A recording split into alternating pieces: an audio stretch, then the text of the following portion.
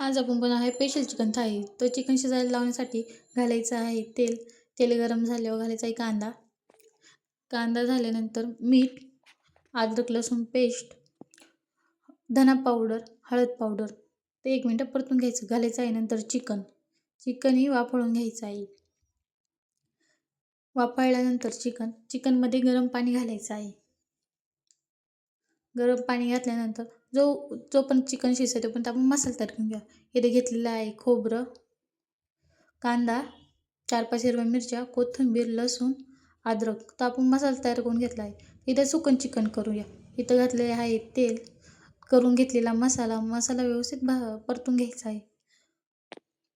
तो परतल्यानंतर घालायचा आहे लाल तिखट, खानदेशी मसाला, चंदन मटण मसाला. ते चांगलं परतून घेऊया.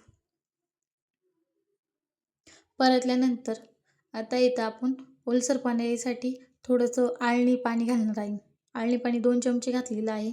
आणि ते पाणी शिजलं की चांगलं त्यात घालणार आहे आपण चिकनला जोपर्यंत मसाला चिटकत नाही तोपर्यंत परतून घ्यायचा आहे. तो व्यवस्थित मसाला चिटकलेला आहे. तर आपण इथं करून घेणार आहोत रस्सा. रस्स्यासाठी घातलेला आहे तेल, करून घेतलेला मसाला व त्यात घालणार आहे बेसन आणि थोडासा दाटसर पाणी येतो त्याच्यासाठी बेसन घालायचं आहे. बेसन व्यवस्थित परतून घ्यायचं आहे. परतल्यानंतर घालायचा आहे खानदेशी मसाला, चंदन मटण मसाला, लाल तिखट.